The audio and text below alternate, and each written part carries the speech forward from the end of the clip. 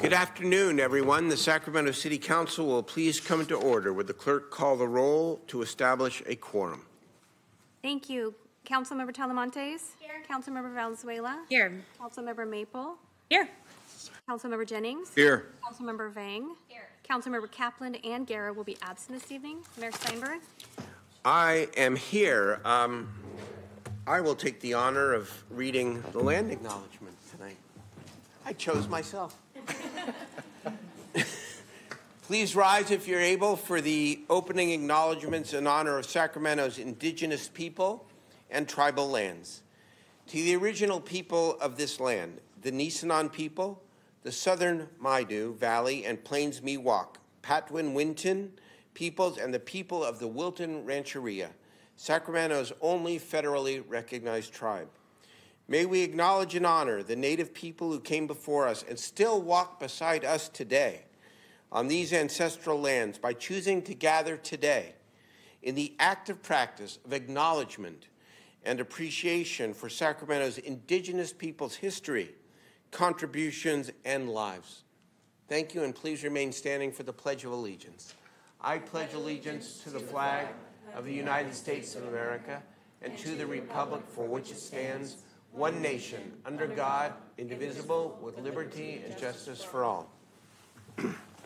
Well, a very good afternoon again to my colleagues, to the city staff, most importantly to the public here in the chambers, watching online and on television. We begin tonight, I think, with the most special of special presentations.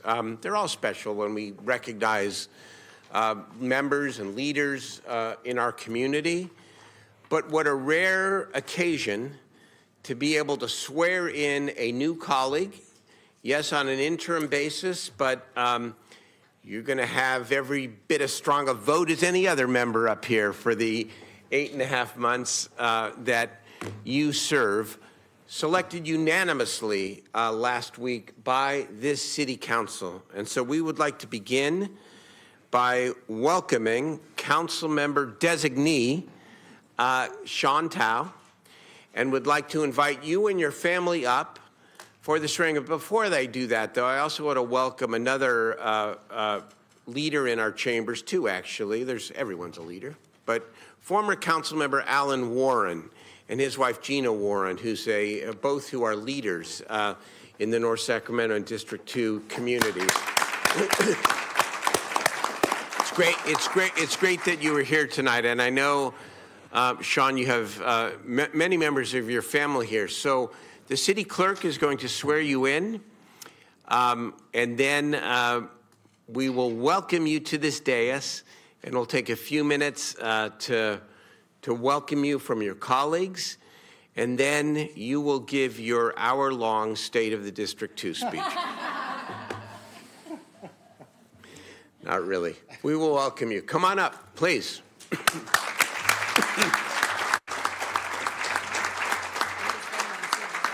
What's that? And yes, do you want to bring up your family too? Proud mom and dad, Mr. and Mrs. Tao, come on, and the entire family. Whoever you want, Sean. Whoever you want. This is.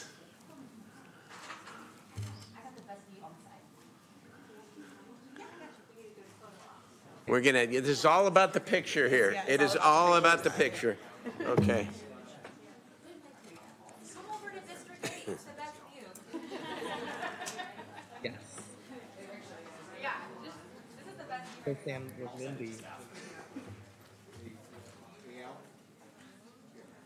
There's Alan Warren. There you go. There you go. Council member, if you'll raise your right hand and repeat after me. I state your name. Sean Tao. Do solemnly swear. Solemnly swear That I will support and defend. that I will support and defend The Constitution of the United States. the Constitution of the United States And the Constitution of the State of California. and the Constitution of the State of California Against all enemies, against all enemies, foreign and domestic. foreign and domestic, That I will bear true faith and allegiance. that I will bear true faith and allegiance To the Constitution of the United States. to the Constitution of the United States And the Constitution of the State of California.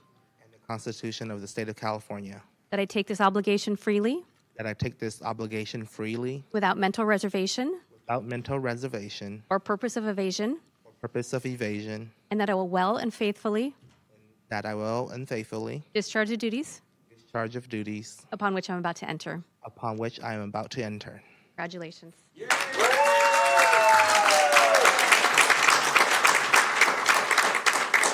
Should we do a group photo before he sits down? With the family? A photo with the Yes, family? yes. Hold on, let's do a photo with the family gonna before you get- go. Let's do a Let's get photo it- with let's everybody. Hey, family, please, Alan? please stay up here. And Don't go Alan, anywhere, Mr. Alan. Warren, We're gonna do photo. come on back, please. Why don't everybody come here? Should we all go down? We'll all go down. Okay, there we go. That's probably better. I just take direct.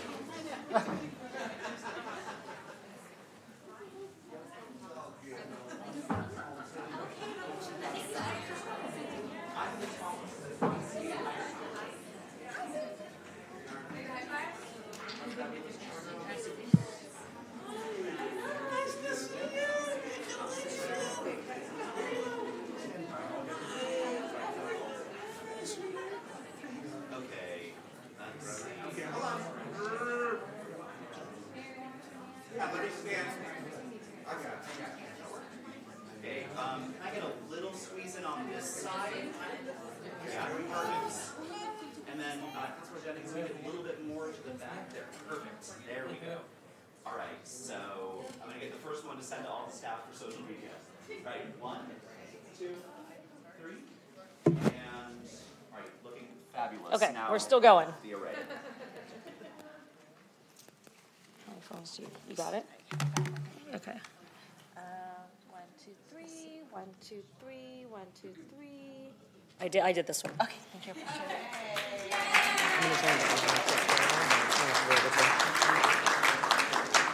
All right, send mine around. Thank you. No problem.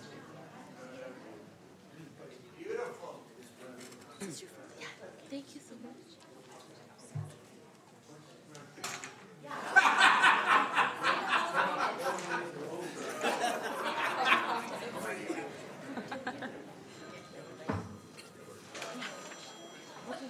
What's that? Yeah, let me take one with just Sean here. Is that okay? Right up here.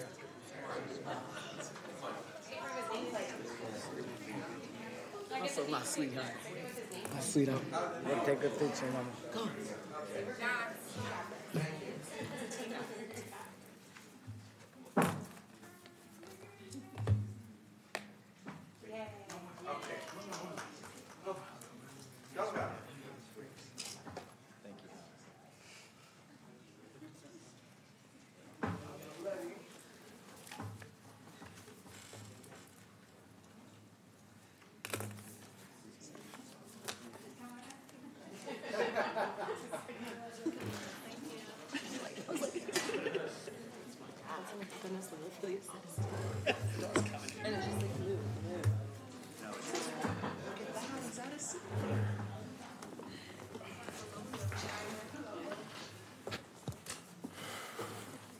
Glad this wasn't April 1st, by the way. So, can we give a big hand to our newest city council members on time?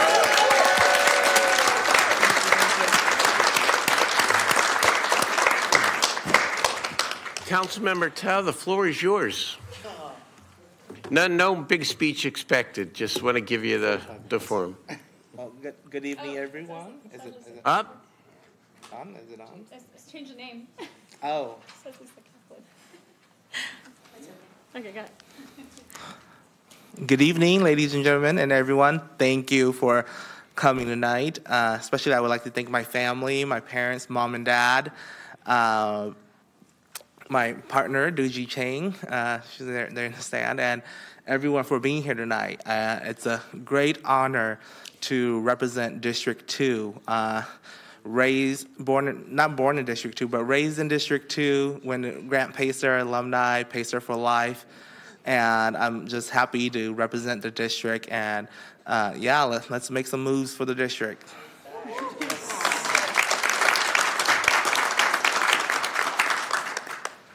Colleagues, I think it's tradition that we go around to briefly welcome our new colleague. Madam City Attorney, would you like to start? Come on. You're up here. Okay, there we go. It's confidential. Go ahead. Councilmember, Mayor Pro Tem Talamantes. Councilmember Tao, I'm so excited to have you here as my neighbor. We are going to be here till the very late hours of the night on Tuesdays together. And when I go back to get some water, I'll be asking you if you want water too, or snacks, or whatever it is. But I know you'll represent District 2 well. District 2 needs you. And I know that in the next few months, you're going to make a difference. And I'm looking forward to serving with you. Councilmember. Awesome. Well, Councilmember, we are neighbors on the 5th floor. So if you need anything from us, you can literally just knock on the wall or yell really loud and we'll hear you and come help. But really looking forward to doing as much as we can. We all love District 2 and have a strong affinity to seeing District 2 get what it deserves. So really looking forward to helping you with that in the next few months. Thank you. Mr. City Manager? Councilmember Tao, we just spent the better part of an hour together before this meeting, and so it's official now. I'm looking forward to working with you, or continuing to work with you when you were serving for Councilmember Warren at the time. I've got a lot of work to do. We're up to the task. We're going to help you accomplish what you want to accomplish over the next 9 months or so. So, welcome. Thank you. Vice Mayor? Thank you, Mayor. Councilmember, that sounds really nice. Has a very good ring to it. So I'm really looking forward to serving alongside you. I think District 5 and District 2 share a lot of the same opportunities and challenges. So if there's anything that I can be helpful with, my team, the city team, we're here to support you because it's definitely a learning curve, but I know that you're going to be really successful and you're going to have District 2 at heart. So I'm excited to work alongside you. It's excellent. Thank you. Councilmember Jennings? Yeah, we are all here in support of you and your entire family. You did a great job in interviewing for the position. You've done a great job in the community even before the interview. You have been a leader in the community. You continue to be a leader. You're someone that the kids are looking up to and the community is looking up to. And while your time may be short in as a council member, it doesn't mean that you won't make a rerun and come back and do it again. So we are looking forward to that possibility because leadership never stops. And we know that you have the kind of leadership that we want in this city of Sacramento. So we are glad to have you, and we are all here to help you achieve success. Excellent. Councilmember Vang? Councilmember Tao, first of all, congratulations. This is a really special moment for District 2. As I shared earlier, District 2 deserves nothing but the very best, and I'm so glad that you're going to get to be their champion for the next few months. I know all of us are really excited to work with you, but something that I wanted to highlight, earlier we had our Racial Equity Committee meeting, and staff presented a GIS tool, and from the heat map from that presentation, if you didn't watch the Racial Equity Committee, please make sure you can check the archive.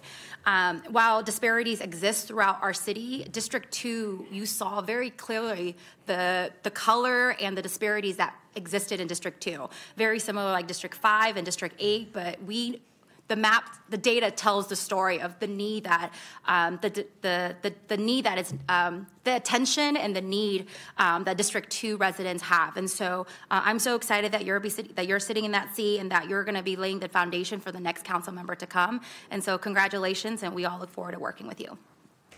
Thank you. I will just conclude by really echoing, I think, what Councilmember Vang said. Every part of the city is important, and there's no one district that is better or more important than the other.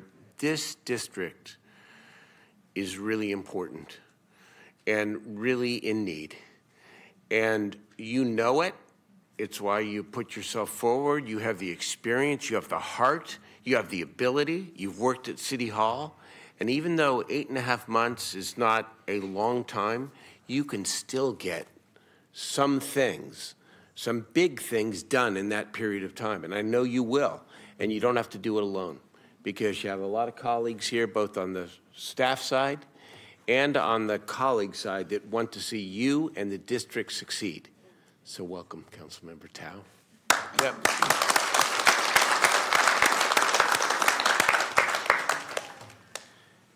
So we start the meeting.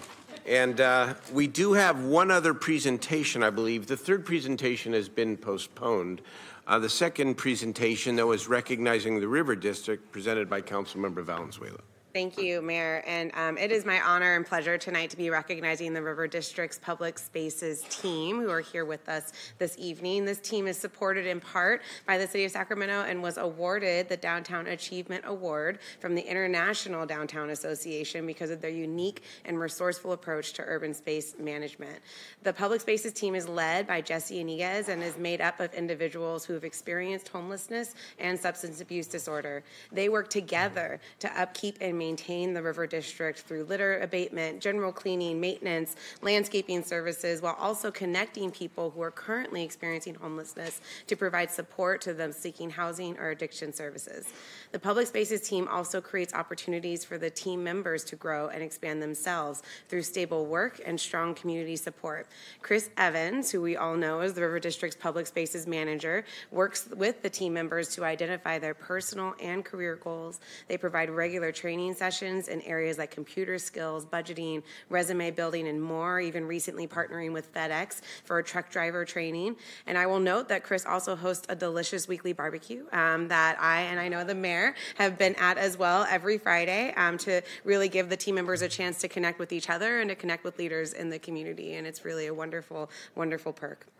So this is truly a unique group deserving of all of our recognition and support because we are so grateful for your service to our community and for all you're doing, as well as your incredible just personal resilience and dedication to making yourselves and your communities a better place. So with that, I'd like to name the members of the team as they come up. There are some of them are not here tonight, but I will name them all anyways. So Jesse is the team lead, as I mentioned before. We also have Shauna Bowman, Bernard Cooper, Daryl Moore, Kyle Sullivan, Santos Panado, and Timothy Hargis. So I'd like to invite the entire team to come up along with Devin, who's the executive director, to share a couple words with us about this Public Spaces team. And thank you all again for all you're doing to make the River District a better place.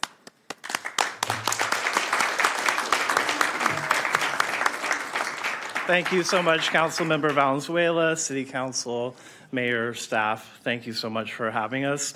The River District has been around for 25 years, but this Public Spaces team was formed back in 2020 during the height of the COVID pandemic by my predecessor, Jenna Abbott, with a lot of support from 29th Street Capital, which is the private developer of Township 9, as well as the City of Sacramento. And this is an innovative program that was formed to address two issues, both litter abatement within the River District and workforce development for those living unsheltered in and around the district. I want to thank the Downtown Streets team, where two of our original members, Jesse and Shauna, both started out at. They do great work here in downtown Sacramento as well.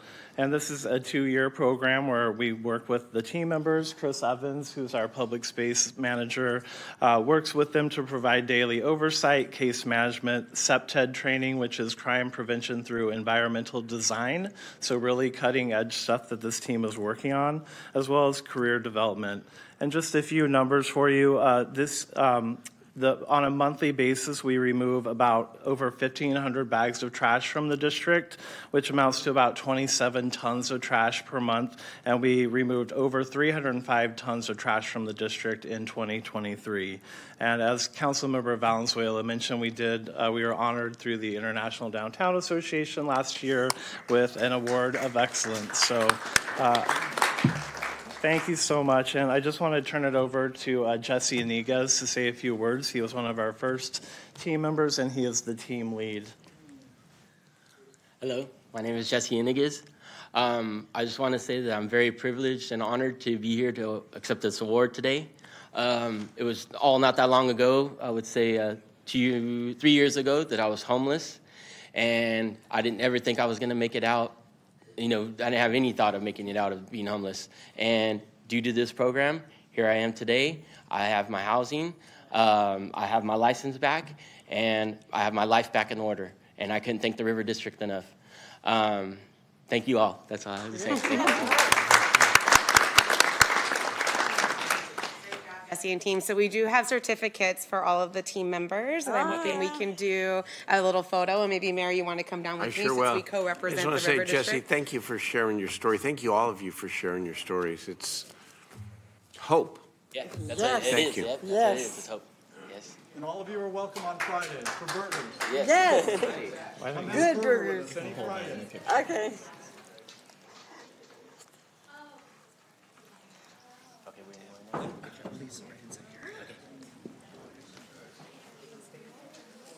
I'm going to give these to you to hand out to everybody.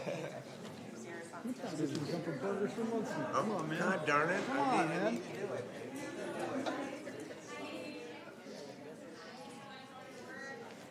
The staff begin to swarm.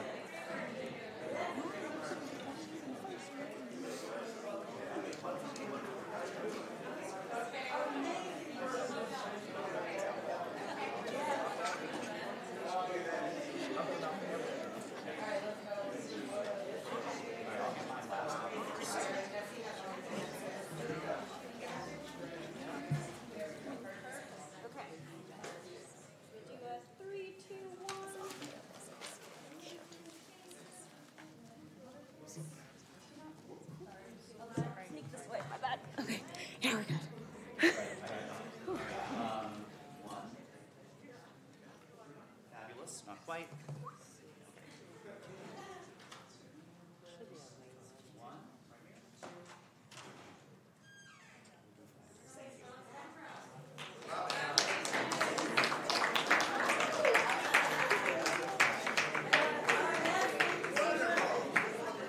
Well, that turned out so cute.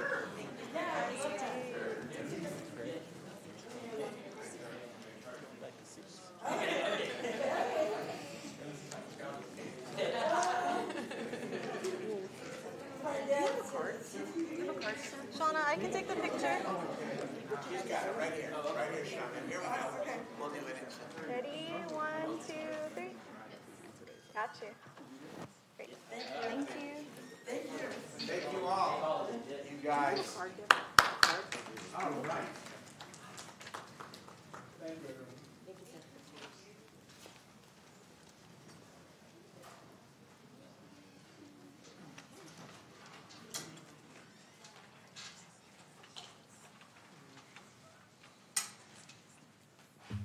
We now move to the consent calendar. Are there any items that members would like to be heard separately, voted on separately, or comment on? I don't see anybody in the queue here.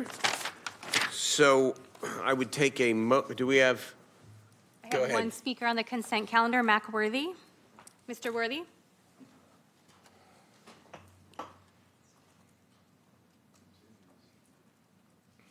Each time I come here, I'm unafraid of a speech. People, the consent calendar don't mean much because this has been already discussed. This is theater, what you see here. Number theater. Now, the sewer, you're going to hear a lot about water here, a lot about sewer. Go to the Corps of Engineers and talk. Ask for some information from that instead of here, because you get some bad information about the sewer. Now, there's an easement has never been stopped up here. Only where the sewer can be stopped is from your house to that region. From 37th Street to San Jose, I know it because I cut into it and the city put a new tap in running from my mother-in-law's house. So be aware of what you are told about the sewer. Ask some questions. At Brittany, I'm still over engineers at the sewer facility. Now, the problem at the sewer facility is not coming from the easement, it's the runoff. When you see tennis shoes and beer cans, there's the thing to pull it out. Now, that's the city's problem. When you see them sucking out, the big tank sucking out, that is a drain system, bad engineering in this city. That's where that comes from. So be aware, go there and talk to some of the people that say what you are sucking out of there. That's the same thing as a septic tank. You should be able to talk to them because, see, when dead rats and birds go in there and die, it stinks. But nobody says a word because they don't walk the street and go by those areas. Cuttis Park is one of the areas. When the facility was moved from Land Park to Oak Park, they said they was going to put a soccer team on top of it. When that burn of that scent was in Land Park while they moved to my neighborhood. Thank you for your comments. Mayor, I have no more speakers. All right, Vice Mayor? Just a quick comment here on the appointments item. I wanted to say, first of all, welcome to the several boards that you're going to be serving on. I happen to be on all of them except for one, the Groundwater Authority. So this is one place where I just really want to lend a hand of support. If there's anything I can do, it's a lot to get up to speed on all the regional boards and policies. But we'd love to sit and meet with you and make sure that you're up to speed as much as possible, and really welcome you into this. Yep, thank you for mentioning that. Take advantage of that, please. Very good. All right, I need a motion and a second on the consent. Moved and seconded. I think it was Councilmember Jennings and second by Councilmember Valenzuela. All in favor, please say aye. Aye. Oppose, abstain. The consent calendar passes. We have item 12, which is a public hearing on. It's a pass for publication, so we're not hearing it, or are we? It is both a public hearing and a pass for publication. Okay. So staff will cover that. Oh, yes. Okay. Very good. Good evening, Mayor and members of the City Council. I am Suzanne Tan with the Finance Department. The item before you is a public hearing for the renewal of the River District Property and Business Improvement District. Renewal of the River District PBID will continue to provide services and activities to assess properties within the district. At this time, staff recommends opening the public hearing. Upon the close of the public hearing, staff will count the ballots and report back to council as a consent item on April 9th with the ballot tabulation results. Thank you. Staff is available to answer any questions. Okay. Thank you, Councilmember Valenzuela. Oh, go. We do have public comment. Good. We have a few. Two speakers on this public hearing item, Ryan Loofborough, Devin Stricker.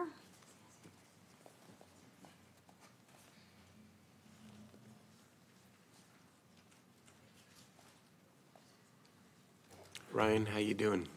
Good, thanks. Good to see you. Mayor, members of the council, good evening. My name is Ryan Loofborough. I'm the Director of Government Affairs for Sutter Health, but I join you today as the President of the Board for the River District. And all my career I've spent working with PBIDs, either in the field as a manager or now on a board. I take great pride in the people that were honored here this evening. I want to thank you for that. The River District Board, we have a vision and a strategy for really cultivating the vitality of not just the new things we're looking at, but the existing neighborhoods. Tonight, Marisol Village, there is life. There are great people. There's families together. And we want to celebrate that. We want to cultivate that so that we see that more in our district. We also have a vision for what is new. So we have the Green Innovation District, and we are really fortunate to have the Alchemist Public Market coming to that district. And two of my favorite things, farm to fork and people that want to serve food. And so this is a great opportunity to cultivate that prosperity here right in the River District. And we look forward to creating greater connectivity to our great gems of our region, which is the American and the Sacramento Rivers. And we also will continue to be a player and an important part of this central city becoming sustainable through creating more jobs, more housing, and greater transportation. Thank you so much for your support, and we look forward to working with you in the future. Thank you very much. Thank you for your comments. Devin Stricker. Well, hello again, council, mayor, staff. I'm Devin Strecker, Executive Director and a resident of the River District. On behalf of the over 200 property owners in the district, I'm here to show our overwhelming support to renew the River District. And I want to thank the property owners for being willing to work together to address the challenges as an active urban environment undergoing a major transformation. No longer is the River District an isolated industrial enclave. Innovative projects like the Maylee State Office Complex, the largest all-electric carbon zero office complex in the country, opening this July, the LEED Silver California Lottery Headquarters Building, and the LEED Platinum Museum of Science and Curiosity we're not just building the neighborhood of the future, we're building the neighborhood we need right now. With 748 apartments existing, 572 under construction, and an additional 3,474 in the pipeline, the River District has a unique opportunity to build an innovative, sustainable, and inclusive neighborhood from the ground up. So I thank you for your support. Mayor, I have no more speakers on this item. Very good. I'll turn it over to Councilmember Valenzuela. Yeah, thank you. And in addition to the amazing people that we got to honor at the beginning of our meeting, I think the two speakers summed up so beautifully. Just when we did the first annual, I think, State of the River District last year, and you really sit and reflect on everything that's happening in the River District, from the Hanami line at Mozak all the way over to Marisol Village, Blue Diamond, the soon-to-be-built Dos Rios Light Rail Station, all of that work in between, you really see this as a community on the verge of something really big. And you've been such an incredible partner to the city throughout all of that. And so I just really want to thank the board and the River District staff for all you're doing to make this a really amazing place. I look forward to continuing to see what it becomes. And with that, I'm happy to open and close the public hearing and move the item forward and look forward to a successful renewal this year. Moved and seconded. Thank you very much. I see no one else up to speak. So all in favor, please say aye. Aye. Oppose, abstain. That passes. It'll go out to the voters, and good luck. Thank you. Very worthy and important, and another very special part of the city. Let us move now to the discussion calendar, and this was an item that was postponed from several weeks ago because of the length of another council agenda, but this is the audit of the Sacramento Police Department's Property and Evidence Division relating to sexual assault evidence kits. And I see our auditor is here. Hello. Very nice to see you. Nice to see you too. Sorry, Mindy, we just submitted our presentation last minute, so. Staff has a presentation to pull up. Ephraim will try to get that up for you. Okay, thank you. Well, I'll start in a second, I guess.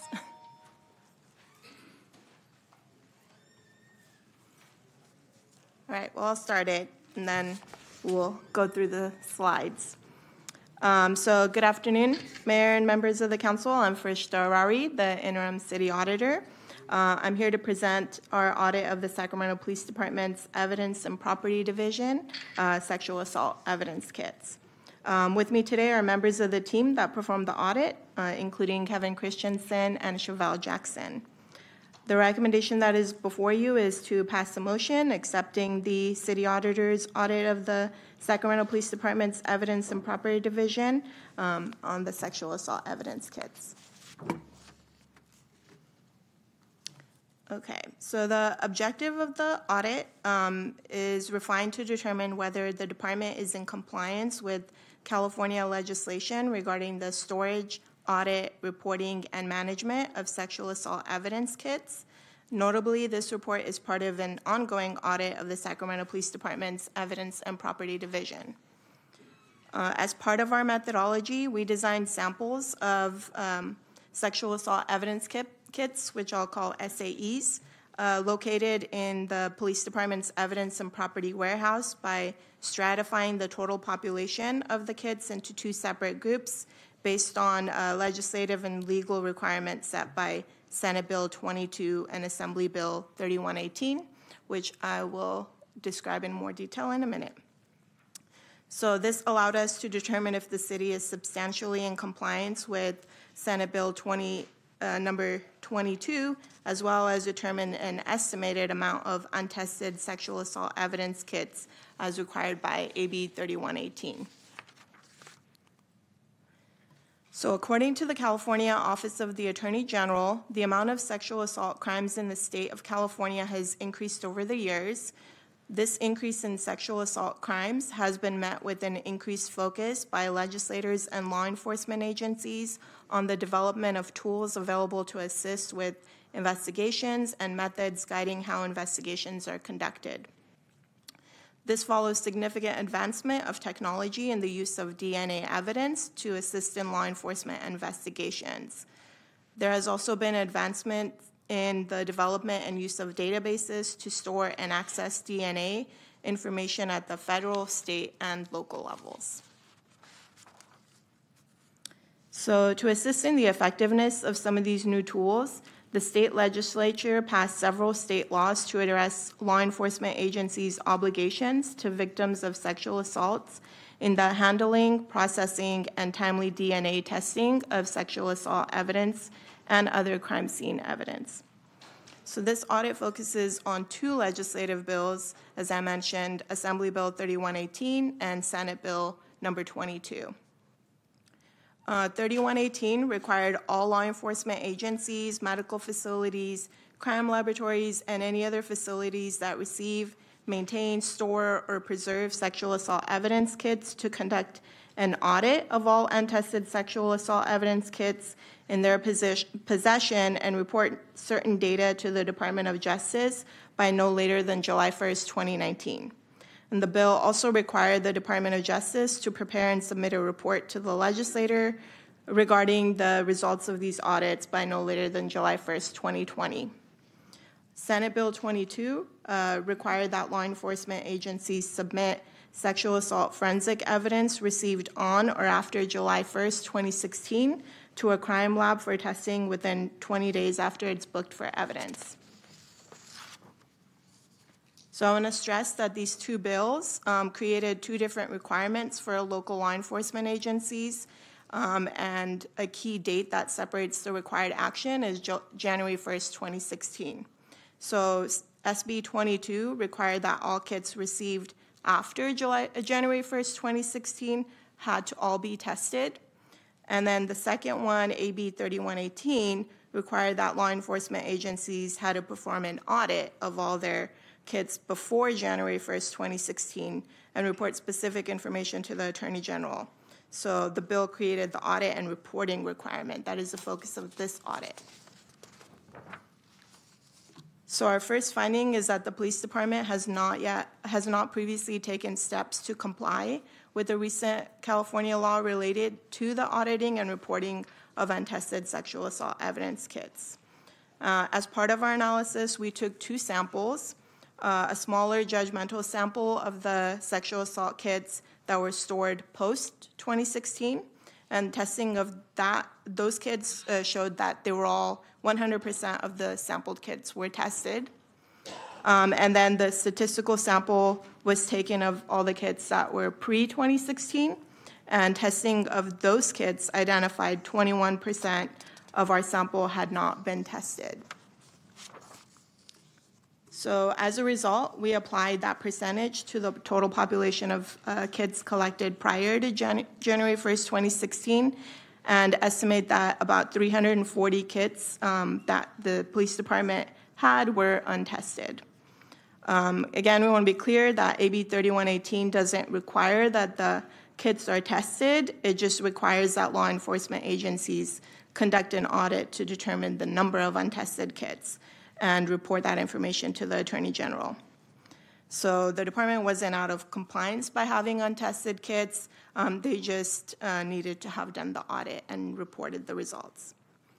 It's also worth mentioning that compliance with these pieces of legislation require the deployment of limited resources by local law enforcement agencies, and individuals from law enforcement agencies and professional agencies also stress that many local law enforcement agencies throughout the state are still working to locate and deploy resources. So according to the department management, the staffing limitations resulted in the department first focusing on conforming with SB 22 with the deployment of resources to focus on AB 3118 as a second step. So for our first finding, we issued 3 recommendations. First, we recommended the department assign staff to undertake an audit of the evidence kits within their possession to determine the number of untested kits that they had. And SPD has reported that it has completed this work and will be presenting its findings to the council. Second, we recommended that the department report the number of untested kits to the Attorney General's office.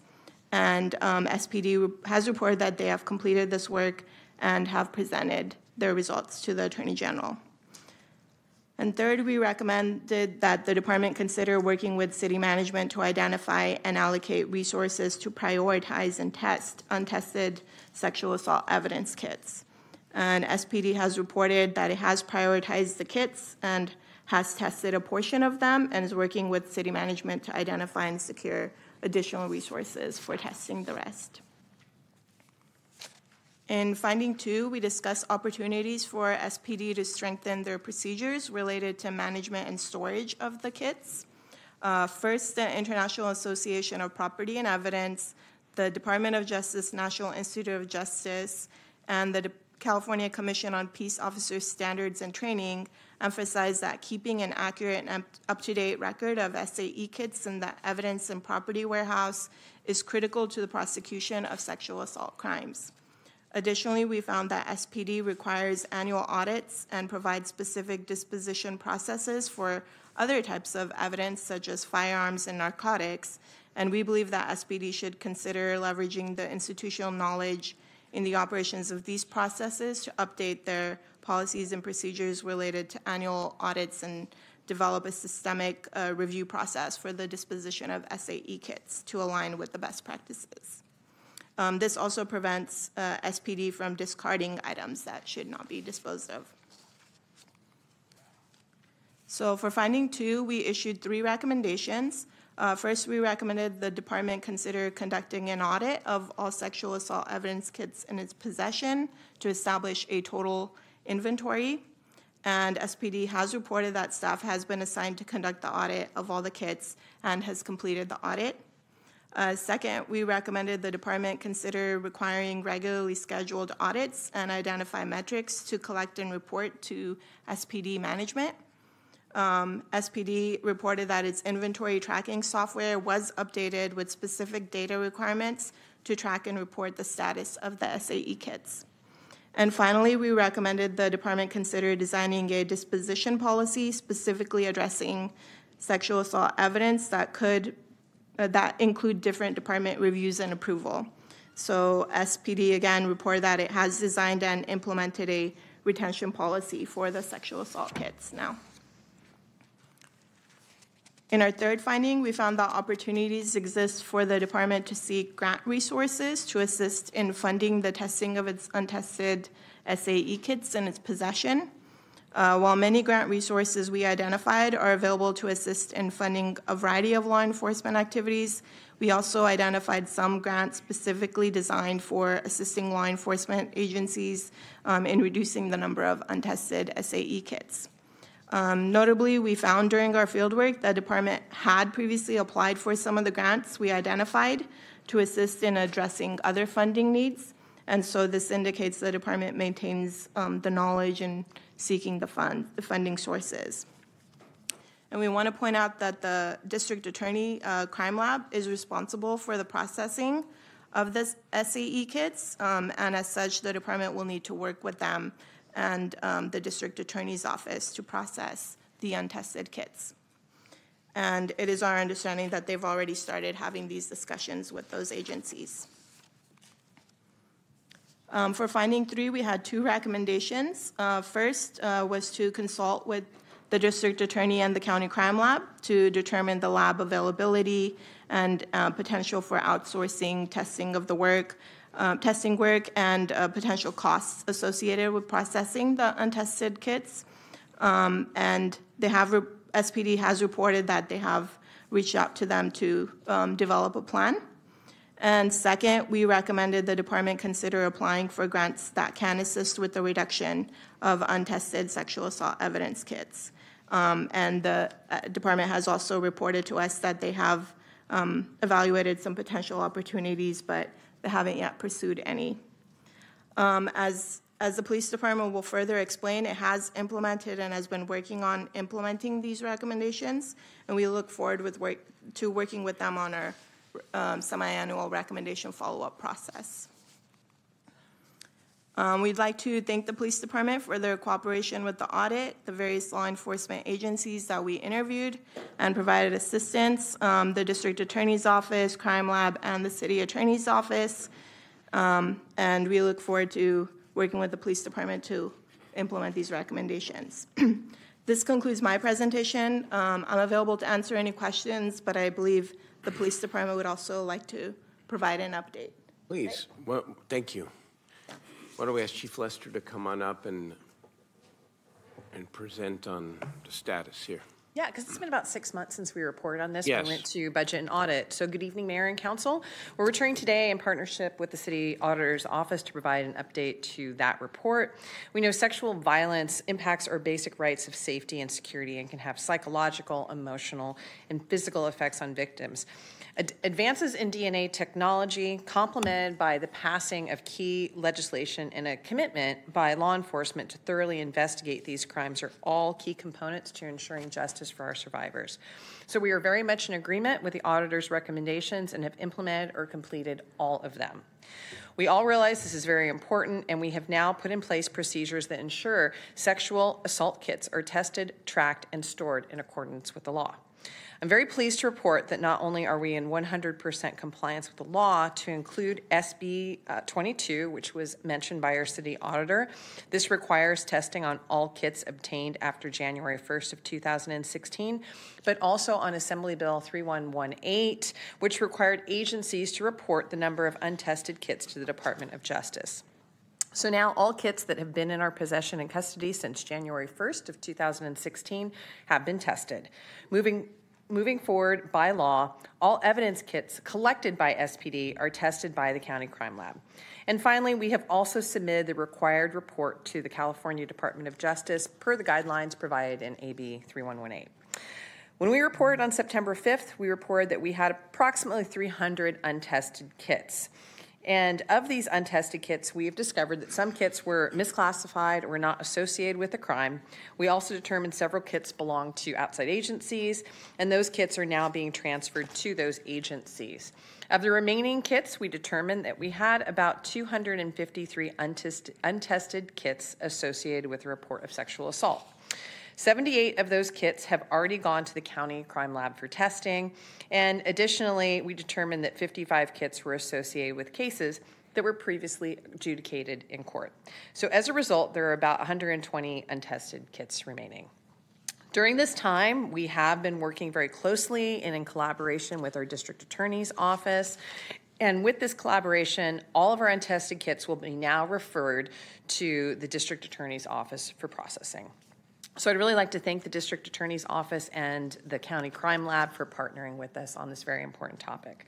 Finally, based on best practices, the department has established an ongoing auditing process and has created a disposition policy ahead of the finalization of the audit. So in closing, just know that the Sacramento Police Department, we are committed to doing everything we can to help the victims of sexual violence and bring predators to justice. Now I am going to have Lieutenant Josh Jobson very briefly just provide some information on how sexual assault kits are handled now in alignment with the law that went into effect. Thank you.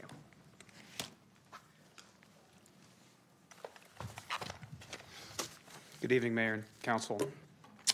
With the improvements in the law and process, I want to provide a brief summary of how the law process flows from now for all sexual assault kits moving forward. This process aligns with current law and ensures 100% compliance. First, when a sexual assault occurs and a victim contacts the police department, we take a report related to that incident. Once the initial report is complete, the Sacramento Police Department connects the victim to the medical provider, which handles all sexual assault examinations. The victim then meets with the medical provider for the examination. Once the examination is done, the medical provider sends the sexual assault kit directly to the County Crime Lab. The County Crime Lab then performs the appropriate testing and entry into the Attorney General's database. Once the testing and reporting is completed by the County Crime Lab, SPD Investigations gets notified via email. Only then does the SPD property officer pick up the kit from the County Crime Lab. Once SPD property possesses the kit, they log everything into our evidence and property system and in our computer system, and that's where we house the evidence from that point forward. This new changes and updates ensures that we have 100% compliance moving forward for the future. Thank you. Very good. Thank you.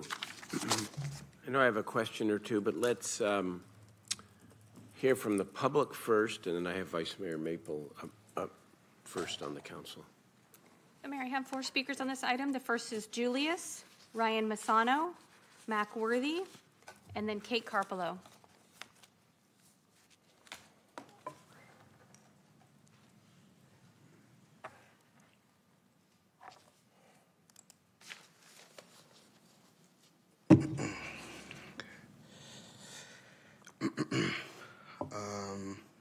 probably won't be up here as much for like a long time, but try to get out what I need to say.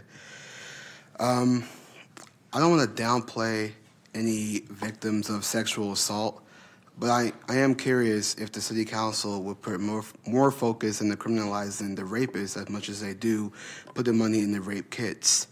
A proponent of rape is when a victim is not protected, i.e. the Second Amendment. Gun rights are women's rights, and if Sacramento was open carry, women wouldn't be victims of rape. Another proponent of rape is abortion.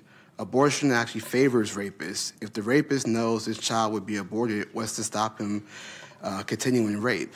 People don't know this, but it's true. Also, young male teens have also been victims of rape as well. You have, I don't know if you guys knew, but in 2023, there was like a lot of articles coming out with teachers who are raping boys in junior high school and in high school as well, young as 13 years old. I think that should be a big focus too. I know this is the rape kit, but I also want to just make that an awareness that that has been happening. We got to start vetting teachers when they go into these schools, because these young boys are being victims of it. Whether they think it's cool or not, they also are victims as well. But I do think that here in Sacramento, one of the biggest problems we have when it comes to rape is that we focus more on the outcome and not the income, which is the actual rape that's going on. And I think if we were a open carry city, a lot more women would be protected. They can protect themselves, their family, their children, and so on and so forth. So I think that's something that we should put more focus in, is looking at not so much just the kits, but how can we stop the crime from actually happening. So that's all I got to say on that. Thank you for your comments. Ryan Masano, then Mac Worthy.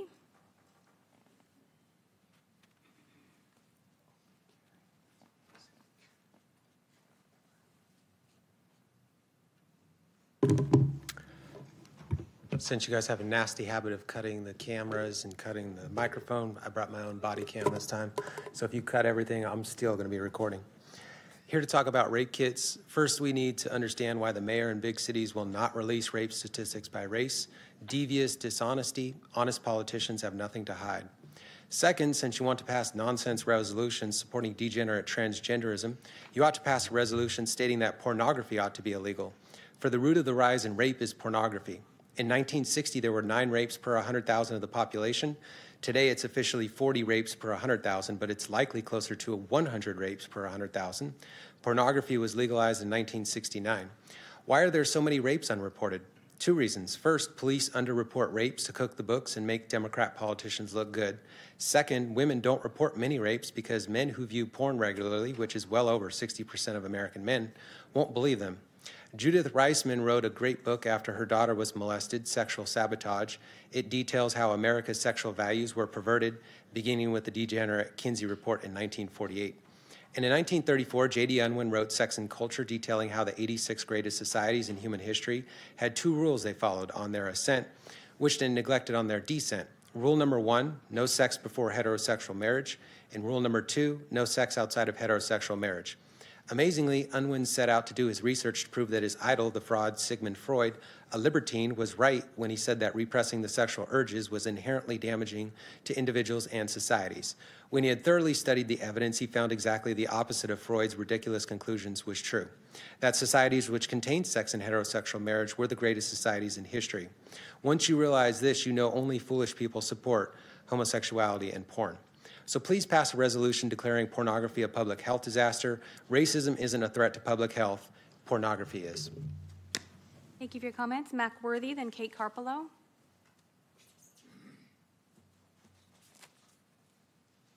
Could I get this up on the podium? That's 2 FEAs that I was associated with. One of them is Modesto now. Early terrorist alarm alert through the Clyde Rainwater. I attended that, and I got to know a little about evidence. People, we seen something and it's going to be a long cost to you, and you won't see the other side. You have when you are testing DNA, it's a lot of costs. There's a testing of DNA is critical. Now, when you look at what's happening here with the homosexual world, or that change in sex of those babies, is that included in the rape? Is that included in the evidence you got? Now, you got a big move. That's going to be something big that you all should be getting some information from those people. That means those got to be included because we got a big community saying, what are your right to change my baby's sex? And it should be a crime and a felony and strip you for everything you're doing that's in the homosexual world. Our next speaker is Kate Carpolo.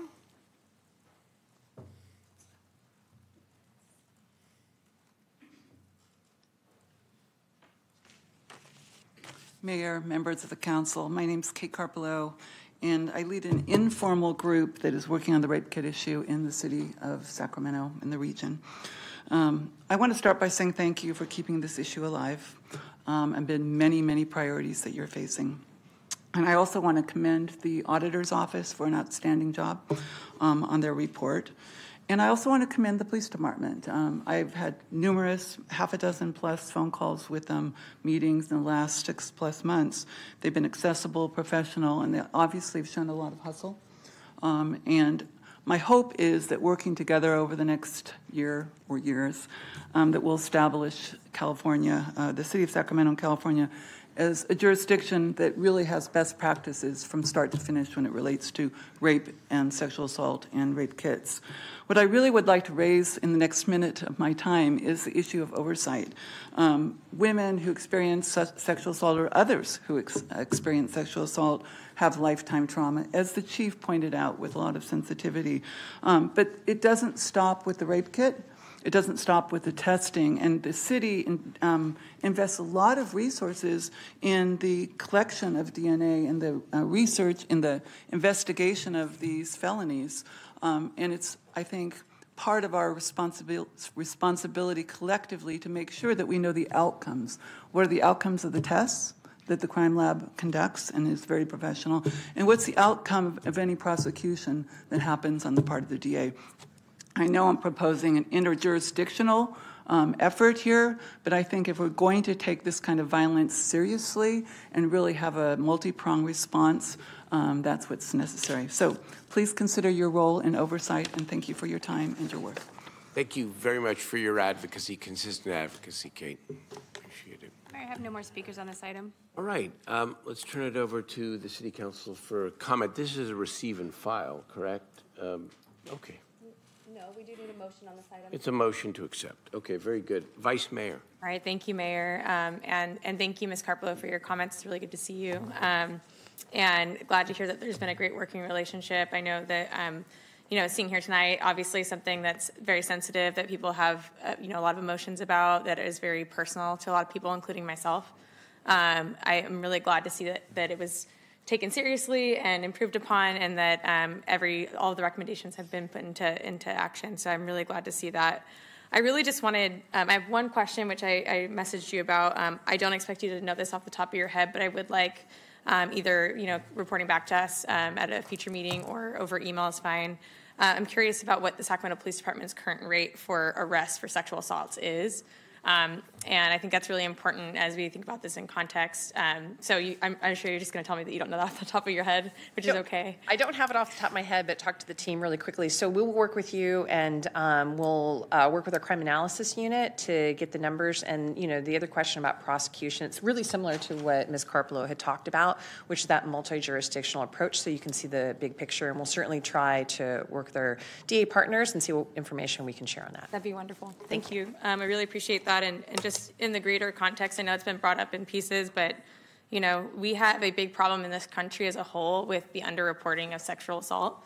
And a big part of that reason, I believe, is because there's not a reasonable belief that something positive will come out of it, that someone will actually be held to account and brought to justice. And I think that is really borne out in a lot of the data that you see, not just, I don't know our Sacramento specific data, but, you know, it's just some data points I was able to pull from the federal databases, is that 975 out of 1,000 sexual assaulters, perpetrators will walk free.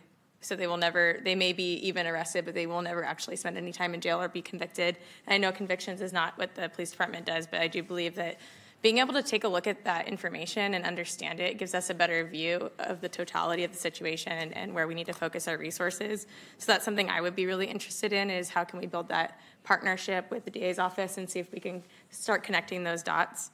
I just think it's really crucial for us. It came to my attention several years ago. I was listening to a podcast about it, and it really blew my mind just to learn how little this is actually being held to account in the United States of America. Like how if something happened to any one of us right outside right now, and it's very likely that person would never be held to account. And so that is not a Sacramento specific problem. It's a federal problem. It's all across the United States of America, but I really love the idea of working together and finding ways that we can institute best practices here to make sure that we can be one of the safest cities in the United States of America for people, and especially women. So I just wanted to state that in the bigger context, but do want to also appreciate the hard work that went into responding to this audit and instituting the policies in place. So thank you.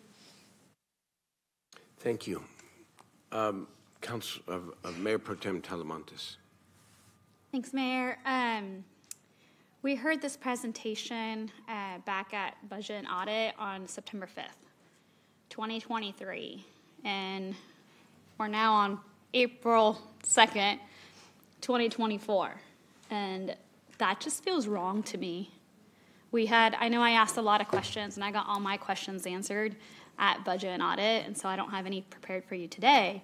But I just want to say on the record that it just feels wrong, and we need to ensure that survivors feel valued. So when we have items like this that are so sensitive in nature, and just at least for me personal, let's do a better job to our city team on making sure it comes to council sooner. That's too many months. So that's all I have to say. Thank you, Mayor Pro Tem. Yes. And take that on myself a little bit. We got to make sure that happens.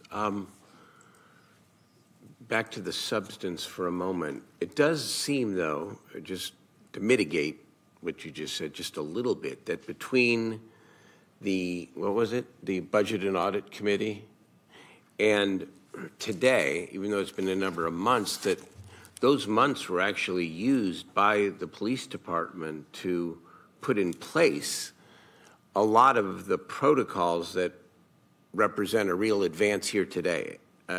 And again, I agree with what you said. But, for example, I don't remember back when we had the Budget and Audit Committee hearing that all of the sexual assault kits that had been collected after January 1 of 2016 had actually been tested, right? And now they've all been tested, is what you said. The kits, to my understanding, after 2016, were tested. It was the ones previous to that. Oh, it's one previous. Okay. If I understand, and it's been 6 months. And just to address your concern, we agree. Never stop the work from continuing. I can tell you, working with the city auditor's office, we've actually tried to agendize this a number of times, but there's just been a lot going on with the city where things, have been agendized. So it wasn't for a lack of trying, but I also don't want you to think that we weren't working on these issues so that we could come back with some positive information. Yeah, and I think this falls on all of us, agenda review. It falls on all of us. It's just, such an important thing. And I just had to say that out loud. Yeah, I'm glad you did. Okay, so now back to the substance. Okay, now I got it straight. So I didn't remember it this way, but I believe exactly what you're saying is that we didn't have a problem with the kits that had been received after January 1, 2016. They had been tested even when we last met as a Budget and Audit Committee, correct? We had to go through our untested kits, and to my understanding, everything was pre-2016. Okay. So of the pre-2016 kits, all but 120 have been tested. Basically 120. I think there's 55 that were adjudicated already, and then several of the kits don't belong to our agency. They're being transferred to outside agencies, and there were some that were misclassified. So is that a net 120, or that's 120 minus the 50? No, there's plus? 120 kits that remain to be tested. That remain to be tested. Okay, and you sent them over to the district attorney's office. We're in the process of doing that, and actually, I really commend the district attorney's office. So far, everything that we've sent over to be processed has been processed, and they've agreed to take all remaining kits and process them. Do you know what the time frame is? I don't have a clear idea of when the time frame is, because it really is up to the district attorney and the crime lab, and it'll be up to their capacity. I do know, and they said it was fine to share this, that they are seeking a grant, but that will be through the county, not through the city. Okay, well, it's through the county family. So I would suggest maybe a letter of some kind, either from the police chief or the manager to the district attorney, that simply asks for a timeline, so that I'm sure they're going to do their very best. It's not a negative in any way, but I think that's part of accountability, is to make sure that we know what their plan is in terms of the timeline for testing those 120 kits. Can we do that?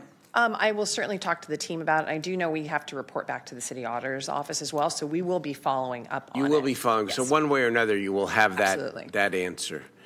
And then the point that Ms. Carpolo raised, I think I understood the thrust of the testimony, was that this is a very strong beginning, right? To have the protocols in place going forward so that every kid is tested. We're addressing the backlog.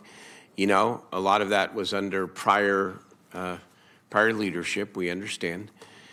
But it doesn't answer the question about the ultimate result, right? Because ultimately, was the findings from the kit used to actually help with the prosecution of a perpetrator? And that's, right, the ultimate question. And if not, why not?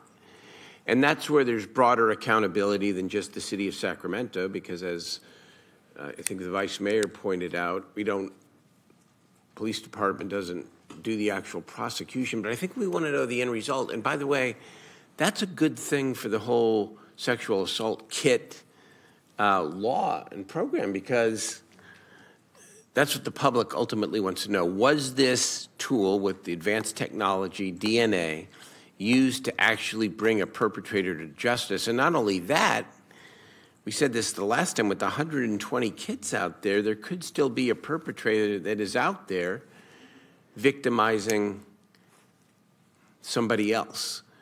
So that follow through in terms of whether it is an interagency, even informal with the district attorney's office, so that we actually know the disposition in some ways of these cases and what the result of your work and the crime lab's work was, I think is important, not just that we did the testing. And if I could just speak to that, because I think actually some real credit should go to Kate Carpolo, because outside of the audit, after we came to budget and audit, she actually came, has been working with Beth Hassett with Weave. Yeah. You know, Councilmember Guerra and I both sit on the Sacramento Family Justice Center and board. So obviously, you know, we have a lot of involvement and we're very committed to this, but we had a great meeting outside of the audit when we first presented this, because she really has a vision, and I obviously don't want to speak to it on her behalf, but what I love is that you have a citizen who's really concerned and is trying to bring agencies and all of these different pieces together. So we met, and you know, Kate has a long list of things and information that she wanted to get, and certainly there's information that we can provide.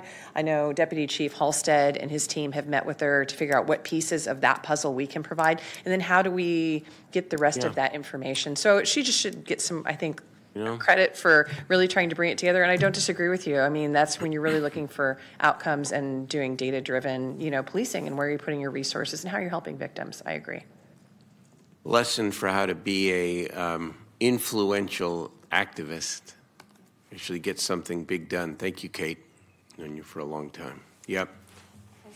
Yes, please. Sorry, I hate to, you did a really good job of rounding it out, but I actually just had a quick follow-up by one of the comments that you made. So there were 120, and there's an additional 55 that were adjudicated. Does that mean, so those cases, just so I can understand, those cases are already decided by the courts, obviously separate of PD, but they did not have any sexual assault kit information for those cases? Let me turn this over actually to Captain Ethan Hansen. He's done an extensive amount of research and work on those cases and can speak to that. Thank you. Thanks. Good evening, Mayor and Council. To answer your question, yes, those 55 cases were adjudicated without the need of that sexual assault kit being tested, so the courts were able to go through the process without those being tested at that time. They are also being referred to the district attorney's office for processing in addition to the 120. Okay, so when you say they didn't need that, meaning that they had already made a decision in that, I guess instead of me asking really specific questions, I think it'd be really great to get information back, and I know this is, again, back to the partnership of this is not information that the PD would have, but through the DA's office for those 55 cases, do we know the outcomes of them? So, for example, were they adjudicated by being dismissed for some reason because they didn't have enough evidence? Would be something I'd be really interested in. I don't know off the top of my head, but I do know at least a handful of them because I read them were adjudicated with some sort of held to answer, whether it was a plea deal or a guilty conviction without further proceedings. Okay, that'd be great. Thank you so much. I really appreciate it. That's it. Okay, thank you. Let's take a motion. This is, again, a motion to accept the audit. Thank you again, everybody. To the auditor, great job. Please. Yes. Second. All in favor, please say aye. Aye. Oppose, abstain. Thank you very, very much. We now move to the second public hearing, and this is the auditor's preliminary report on the city's homeless response and audit scope proposal. All right, hello again.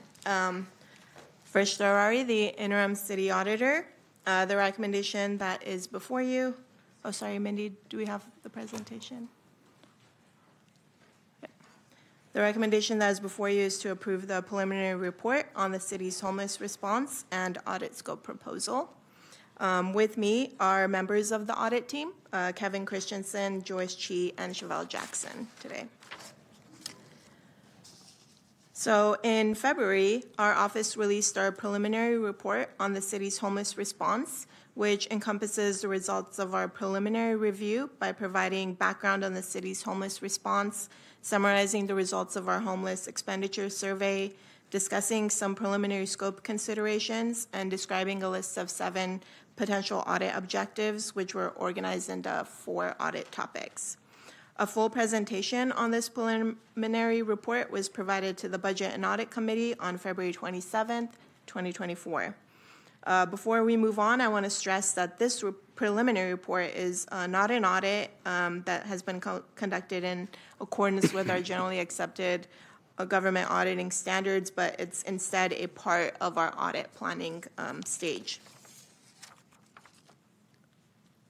So in preparing the preliminary report, our office held multiple meet and greet sessions with city departments, attended ride-alongs to observe staff in the field, coordinated with all city departments on their homeless expenditures, met with external partners and stakeholders, and conducted independent research on homelessness in the city. As stated in the city auditor's fiscal year 23-24 work plan, the overarching objective of the audit is to evaluate the costs and effectiveness of the citywide response to homelessness, and it covers a variety of departments and external stakeholders. In completing the preliminary report, we found that the potential scope of the audit to be wide-ranging, and we're thus seeking further direction on our audit scope and objectives by presenting this preliminary report. At the end of the preliminary report, there was a list of 7 potential audit objectives, which were organized into 4 different audit topics. The initially proposed audit topics and objectives are summarized here. So for citywide strategy and coordination, there were 2 objectives. One was to determine whether daily response and service metrics are monitored, communicated, and used to prioritize goals. The second was to determine effectiveness of current response protocol in guiding interdepartmental coordination and evaluating response times and resource deployment. For cost of homelessness services to the city, there were 2 objectives. The first was determine whether homeless service contracts are administered efficiently and consistently. The second was to conduct a programmatic review of contracts to determine the cost effectiveness and individual outcomes. For the data integrity and usefulness, we also had 2 objectives. The The first was to determine whether citywide homeless response activity data is consistently monitored, communicated, and analyzed to ensure legitimate, accurate, and complete metrics are aggregated to provide an efficient and effective homeless response. And the second was to determine tracking and analysis of current data and metrics to demonstrate if outcomes are achieved on an individual level to inform better service delivery. And then for public information, we had an objective of determining whether information about relevant city codes and associated enforcement processes are easily accessible and comprehensible. When I presented our preliminary report at the February 27th Budget and Audit Committee meeting, we received direction to develop audit scopes for 2 homeless response audit projects. The direction we received for the first audit was to review citywide strategy and coordination, both interdepartmental and interagency, with a focus on challenges like the motel shelter program. The other was evaluate data obstacles such as data integrity, accuracy, and usefulness to show outcomes and to inform service delivery, and understand the systemic roadblocks to moving homeless individuals through the homeless system, specifically from temporary to more permanent situations. And then the direction for the second audit was to focus on homeless contracts and the contracting process. And then we were also directed to report our results iteratively. So in response to this direction, we're presenting the following work plan, which outlines 2 proposed audit projects in the prospective order of performance. Each audit is organized into objectives, which include various sub-objectives. The work plan document also includes a description of the overall approach to accomplishing each of our audit objectives. So for the first project, it's designed to focus on citywide and system-wide strategy and coordination, with an emphasis on using data to demonstrate effectiveness and a small focus on related contracts. So more specifically, the city's coexisting missions of reducing impact to the community and providing services to the homeless population serve as the structure for this project's 2 objectives. So in summary, this project will evaluate whether the setup of the city's homeless data system, as well as the data currently collected and reported across the homeless system, serve to meet the objectives for achieving each of these respective missions, and determine whether there are gaps in interdepartmental or interagency coordination that create barriers to accomplishing these 2 missions. For the first sub-objective, which is centered on internal data, such as 311, and interdepartmental coordination, some of the sub-objectives are listed here. Evaluate if and how the data meets the city's response goals, evaluate if and how this data facilitates interdepartmental organization and resource deployment, and determine if data for contracted outreach or cleanup staff in the city system can be corroborated with invoices or other relevant documents. For the second sub-objective in the first audit, we're concentrating on system-wide data points and seeing if the metrics are designed to tell the narrative of positive or negative individual outcomes, and whether it is used to inform better service delivery, but from the perspective of the city programs.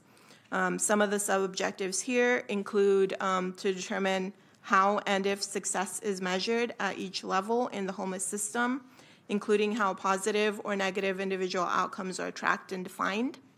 Evaluating whether there is continuity or connectivity in the data collected across all programs and all levels of the homeless system to identify systemic bottlenecks.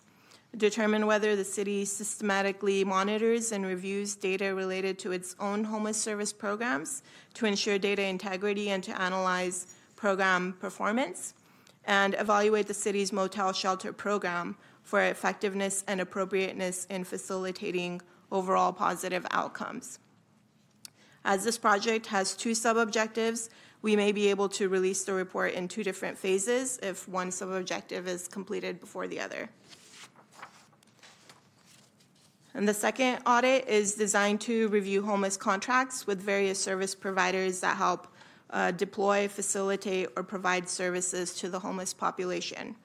The objective of this project is to determine whether the city is effectively and efficiently administering contracts for the operation of the various homeless response, homeless assistance, and shelter-related services. Some sub-objectives for this second project include selecting and evaluating 3 to 5 contracts for inconsistencies, comprehensiveness of contract language, or other issues, determining accuracy of invoice payments to identify any over or underpayments, testing for agencies' compliance and performance with city contract provisions, evaluating report submissions to the city, such as invoices and other relevant deliverables for accuracy, relevance, and completeness, and determining the sufficiency of the contract oversight and monitoring process. This concludes my presentation. I'd like to thank the Department of Community Response, the City Manager's Office, the City Attorney's Office, and all the departments who assisted with the survey for their cooperation and contributions to this preliminary report and the scope development. And I'm available to answer any questions if you have any.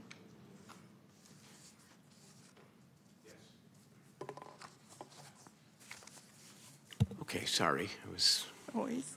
listening and conferring.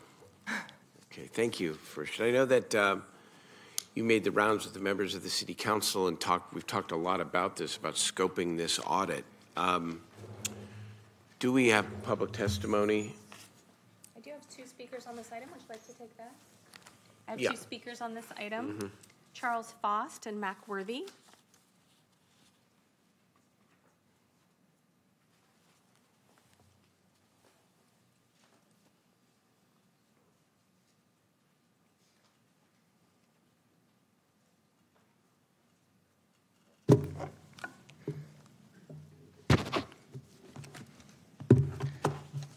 Good evening.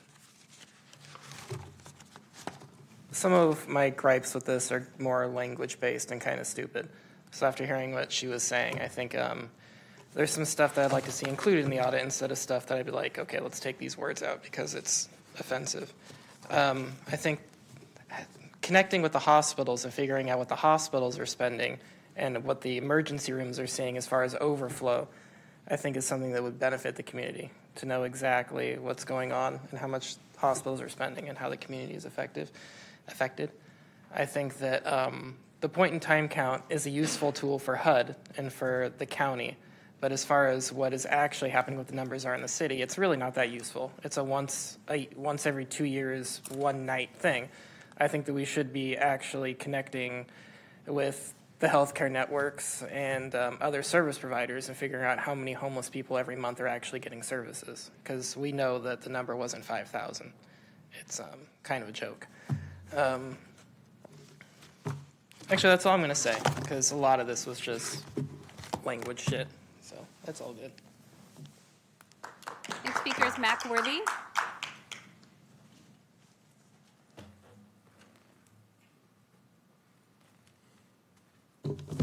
Are we going to go through another 4 years on homeless?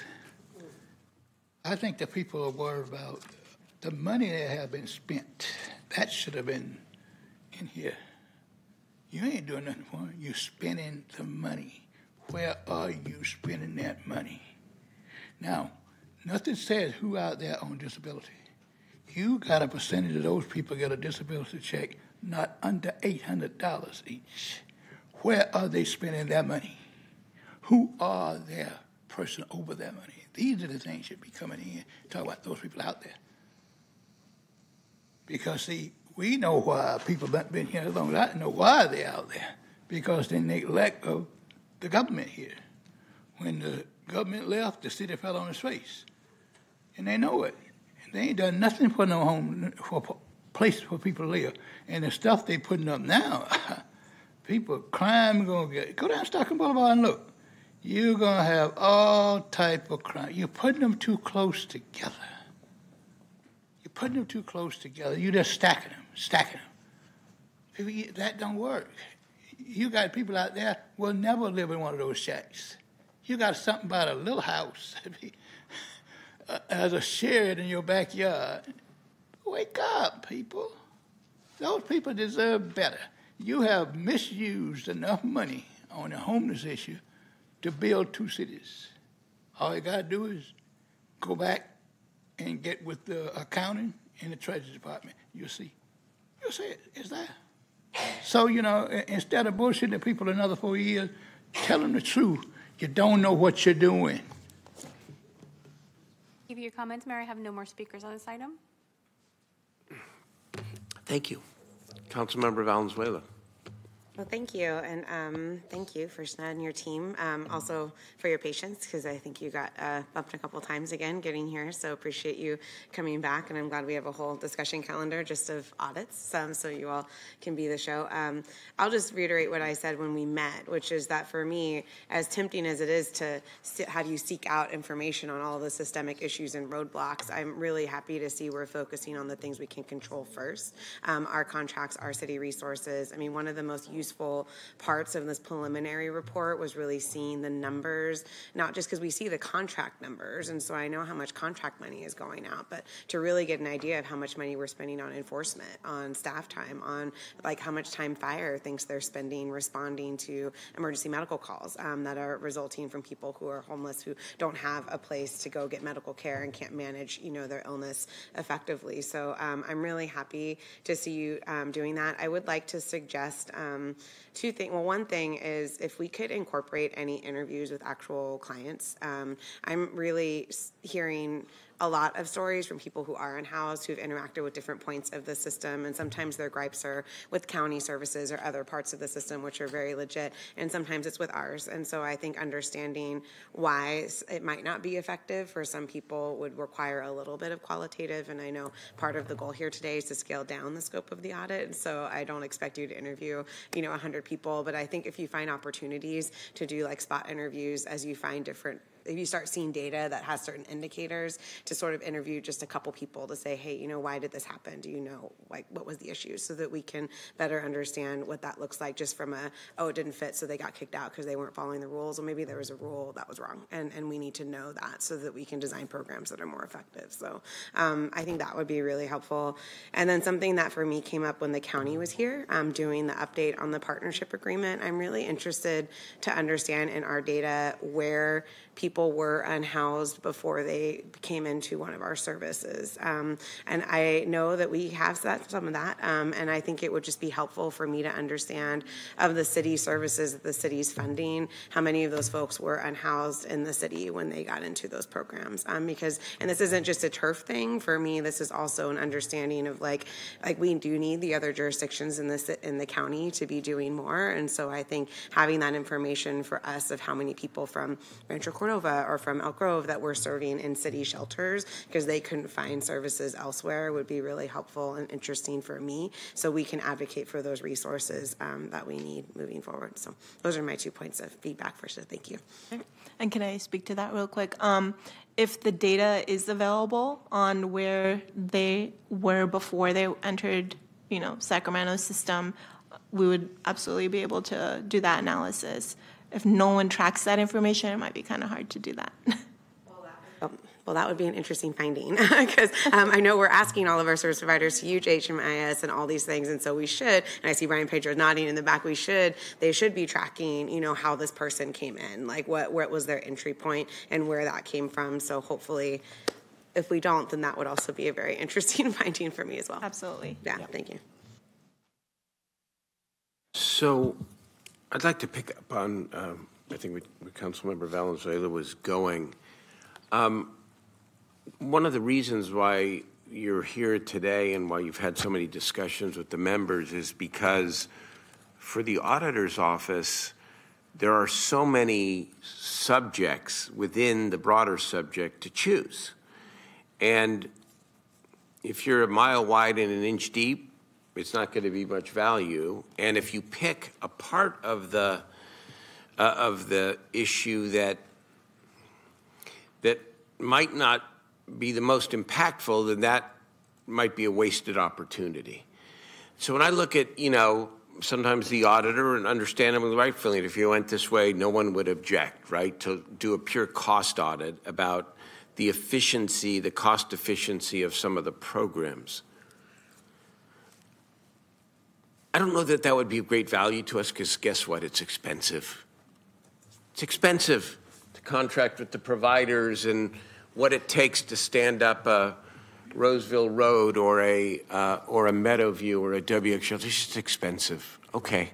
And I'm sure you could tell us where we could shave 100,000 or 200,000 here or there. Okay. That would be appropriate in the public interest, but it might not be most impactful. Mm-hmm.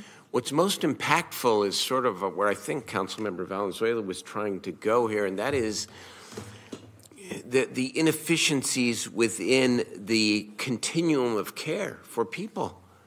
The whole question of the vouchers and how many people have the vouchers who are in temporary shelters, and what might we do to increase the connection between those people, their vouchers, and permanent housing.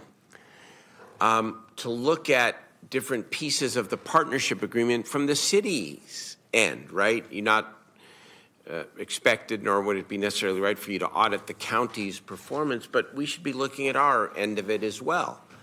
What came out in the hearing we had with the county present several weeks ago was a concern, for example, from my end, and I know from my colleagues' end, that not enough people are being enrolled in services. And one of the responses from the county, which I think we have to hear, again, truth is everywhere, right? We're trying to figure it out, is that, well, we've got two arms of the homeless response operation in the city. We've got the compliance branch, and then we also have the collaboration with the county under the partnership agreement to actually get people into services. Are the two sometimes working at cross purposes? Because if we're legitimately requiring compliance with the law, you can't block the sidewalk, you can't be next to critical infrastructure, and we're moving people, okay. That might be the right thing to do, but then are we interrupting potentially a path towards successful intervention and outreach by the other side of the operation? I cite a couple of examples, right, of things that would be really impactful and important to understand what we might do better in the city to reconcile our sometimes competing objectives, right? Mm-hmm. Which is make sure people aren't camping where they shouldn't be, and at the same time make sure that we collectively with the county can get to the people and actually intervene to try to get them off the streets. This would guide the next city council and the next mayor, I think, in a very, very helpful way. There are 3 or 4 other examples around data. And are we, boy, would it be a dream for the auditor to recommend 5 key outcome-based data things that we ought to be measuring and be updating every several months so that we know how many people were actually engaging in various ways, various successes. So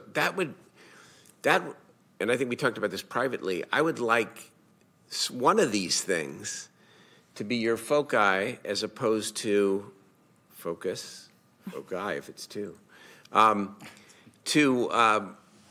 rather than just a pure cost accounting audit. Because I don't think that wouldn't tell us anything that we don't already know. And that would be, I don't think it would be as impactful. So so are you looking for direction here tonight, or do you already have the direction, or? Well, yes, so to address your point, the first audit that we are proposing was kind of what you mentioned right now of those 2 parts, reducing impact to the community, which is, the cleanup and the enforcement. Yeah. And then actually helping the homeless population to get out of homelessness, and how we can use the data that we have that maybe is siloed right now to figure out how we can more effectively and efficiently address both of those goals that the city has. So that is the first audit that we are proposing. And then the second one is the contracts, of looking at our existing contracts. and whether or not we are receiving the services that we're paying for, and looking at invoices and things like that, which is what we had received from the Budget and Audit Committee as the second audit to conduct. So In that order? Yes, yes. So what we are looking for is approval, yes, go forward with those 2 audits and in those orders, or if you have changes that need to be made that we need to consider before we start those audits. Okay, I think that's clarity. Yeah, I'm good with that direction as you just described it. Awesome. There's a motion. Is there a second? There was a motion by Councilmember Valenzuela and a second by Mayor Pro Tem Talamantes. Okay, I think that's it. All in favor, please say aye. Aye. Oppose, abstain. Very good. Thank you. Passes. Thank you very much. Thank you. Great job. Thanks for patience and Kevin, thank you too, and the team for working through all of this. All of you, thank you. All right, that concludes the meeting. Are there council ideas and comments here? Let's take that first. Council ideas and questions. I got Councilmember Vang, then Jennings. Thanks, Mayor. Just 2 announcements.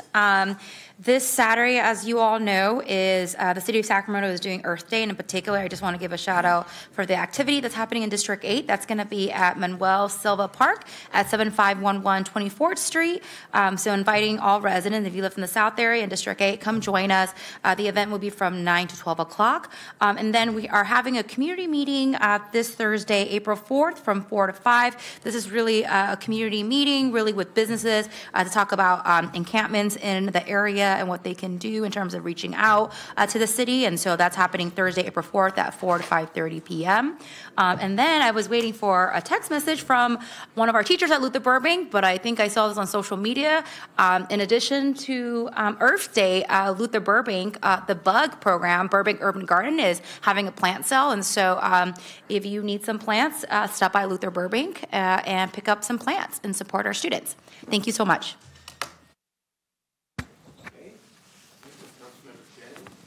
Thank you, Mayor. I want to thank all those who came out and supported the Easter egg hunt that we had at Garsha Park. I'm confident we had close to 750 kids out there, and they were so happy that it didn't rain and that we had 6,000 eggs so they could fill up their baskets, and that the bunny stayed out there the whole time. So I want to thank Beth Costner and the Greenhaven Pocket Soccer Club for all the volunteers and her organization in helping us to make that happen. We had an incredible amount of volunteers as well that just stayed out there and made it a great day for the kids and the families. So just want to thank them personally. And then secondly, starting this month, Trucks and Such is back. And it's going to take place on the 3rd Friday from April through September at Garsha Park from 5 to 8 p.m. If you like face painting, if you like magic shows, if you like Sacto Mofo food trucks, if you like live music from local artists, come on out and have a great time on the 3rd Friday of every month from April all the way through September from 5 to 8 p.m.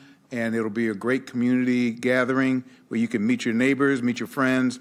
We ask that you bring your chairs and blankets and join us for delicious food and a wide array of food trucks and relaxing or exciting, your kind of music, whatever kind you like. So hope to see you there, 3rd Friday of every month from April through September. Thank you, Mayor. Very good. Thank you, Councilmember Jennings. Vice Mayor Maple. Thank you, Mayor. A few exciting events coming up this week. This Thursday, April 4th at 9 a.m., you can join our office and the Oak Park Community Center team for our monthly walks. So we just walk with seniors around the neighborhood. Folks get a chance to talk. We have snacks and drinks, and it's a lot of fun. So join us at 9 a.m. at the Oak Park Community Center this Thursday. And then this Saturday is jam-packed, so I have to replicate myself to be in 3 places at once, but we're going to do it. Starting at the Airport Little League opening day, it'll be a lot of fun. 8:15 a.m. is the parade starts at H.W. Harkness Elementary. and then they parade towards the Little League field, Airport Little League, and then 9 a.m. will be the ceremony start. So hopefully we'll see you there, Mayor. I'm coming. So lots of, and we may or may not have a special surprise. I can't announce yet, but there might be something really fun there that we can announce. And then just an hour later at 9 a.m., it will be the City of Sacramento's Earth Day cleanup in District 5, which is taking place in Argonaut Park. They'll be doing some painting and cleanup. And so 9 a.m. start there. We do welcome volunteers. Please come sign up if you haven't already. And then lastly, on the same exact day at 10 a.m. Will be the Oak Park Farmers Market kickoff. So we're really excited for this. It's at McClatchy Park starting at 10 a.m. Come on down to the Oak Park Farmers Market. You should do it. Thank you. Thank you very much, Mayor Pro Tem. This Thursday, walk with the council member at the South Potomac Community Center, just like Vice Mayor Maple, inspired by Councilmember Bang. And on Saturday, we're also doing Earth Day cleanup with YPC. So join us at Niños Park. Okay, let's hear from members of the public on matters not on the agenda. Thank you, Mayor. I have 16 speakers. The first is Angela Miles, Abel Yamaner, Sarah Delbert. Is Angela here? Yes, we're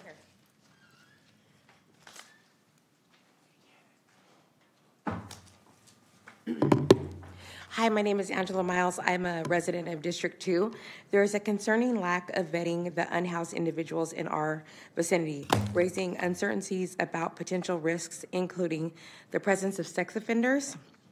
Despite their close proximity to our homes, it remains unclear whether the city or law enforcement is actively monitoring or tracking these individuals. It's critical for appropriate measures to be taken to ensure the safety and security of our community, especially since the unhoused are living on the bike trail north of I-80.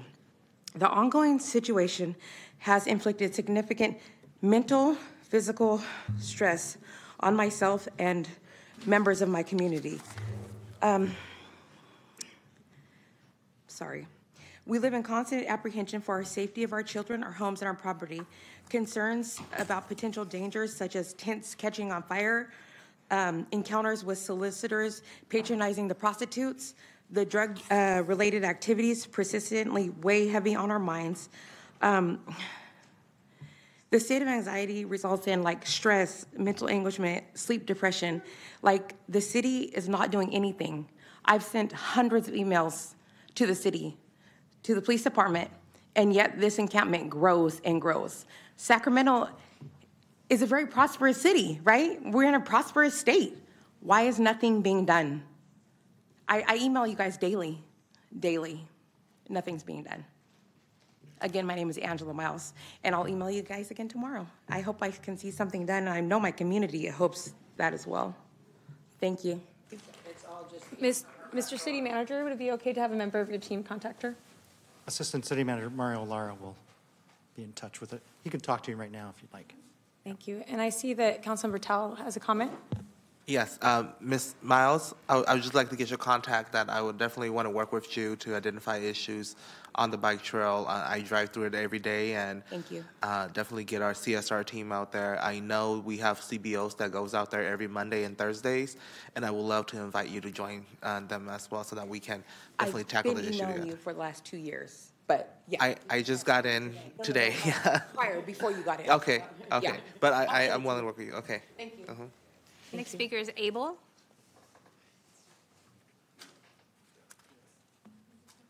I'm not seeing movement. Sarah.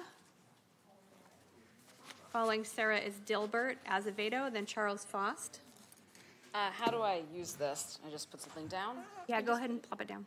Okay, and there's a microphone down here. So if I play a video, it'll get heard? Yes, please proceed. Okay.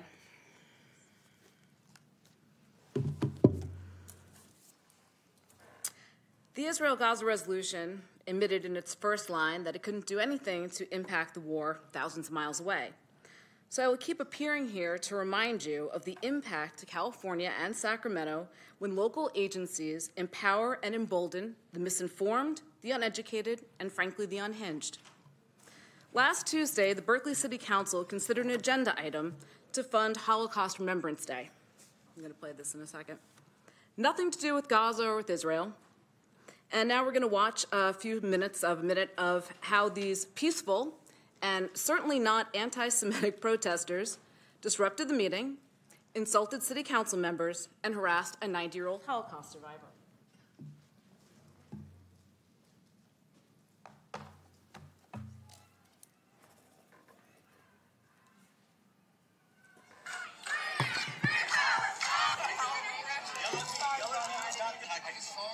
Yeah, and you did it to the police. And I'll tell you, being around Zionists really gets your blood going. And you're hiding behind Zionists. Shame on you all! And Zionism and Israel! Free Palestine! No surviving family! Margaret Israel! I'm going to play that. I think I have a few seconds.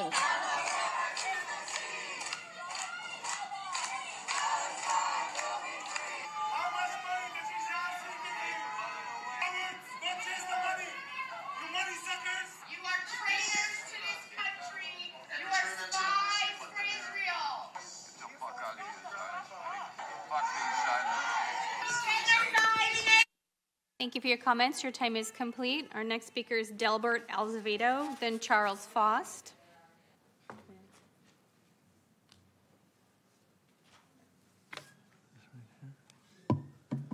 Is that accurate? Please proceed. My name is Delbert Azevedo, and I want y'all to know I live at 2723 Altos Avenue. I give you my address because I want all of you to come by and take a look at what me and my 9 other neighbors have done between Eleanor and Las Palmas on Altos Avenue. We have transformed what was filled with just an area of just homeless, garbage, vehicles all over, everywhere. In fact, there was a nice bathroom that was right across the street from my house, and it was what everything you might imagine how horrible it could be. I ask you to all, especially I want to welcome my new city council person here, Mr. Tao, because we've transformed this area, and we put tons of plants. Each neighbor is occupied or taking over the area in front of their home, and I have more because the people toward the corner. I'm the fourth house from the corner. They don't want to participate. So my wife and I and another neighbor, we're taking care of all that area for about 4 houses. We're replanted the whole place. It's just beautiful. It's growing. We've got all the weeds out of the way, even though the grass is still growing. We've purchased a lot of plants, a lot of planting mix. We've had people give us money because they like what they see. And Jonathan Moscato, the superintendent, has brought in some boulders to keep cars from driving through our garden. That's very important, so that helps. What we're asking for is water, because we've been watering since last August. And then, of course, with the winter, we didn't have to water much. But that's going to come to an end, and I've already started rewatering. I'm going to have to water tomorrow. We really can't afford to be paying for the water, and it's like 100, 200 yards, more than 200 yards worth of garden. Like I say, 11, 12 houses worth of frontage road on the park there. So I'm telling you now because I'm going to be talking to Mr. Moscato in about 2 weeks. Thank you for your comments. Your time is complete. Our next speaker is Charles Faust. And we'll make sure that Councilmember Tao has your contact information. He'll reach out. Thank you for your comments. Next speaker is Charles Faust. Someone left their phone here. Is this you?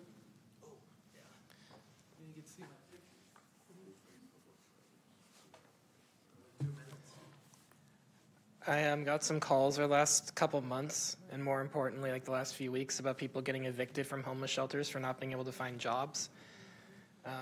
It's something that really needs to be addressed because people that are living in homeless shelters don't have a short, you can't give them 3 weeks to find a job or a month to find a job. If there's someone that doesn't have a car, they live in a homeless shelter, they probably can't pass a urine test very easily. It's going to take them a little longer than a month or two to find a job. So that really needs to be reworked and addressed. I think on top of that, after hearing the mayor's comments on what we should be looking for the audit, what I'd like to see is how often the county is actually sending services to some of these shelters. I think that really needs to be addressed in the audit, because from what I hear from homeless people, they're lucky if they get mental health or physical health care more than once a month, and it might just be a nurse in a van that shows up. So the only way to exit homelessness is going to be with services. It's not just shelter. And if the county's not actually providing the services, then you guys are wasting your money providing the shelter. So that really needs to be audited if the county is actually holding up their end of the bargain on the, whatever the cooperative effort is called these days. So that needs to be audited for sure. And then the other one I wanted to see audited was what your guys' process is for actually picking who you want to be the shelter provider. Because it seems like CityNet is always given favor, and there are at least 5 other good providers in the area. First Step Communities might be the cheapest, but they're certainly not the best. So there are other ones like CityNet or Hope Cooperative and the Gathering Inn that are other options that are in the area. And in this, it said that you're having trouble finding more than one operator. And there are other good ones. They're just maybe a bit pricier, but the money is maybe worth it. So it's worth looking at. Your comments. Our next speaker is Guy Stevenson. Guy Stevenson, Julius, Ryan Masano, then David Edwards.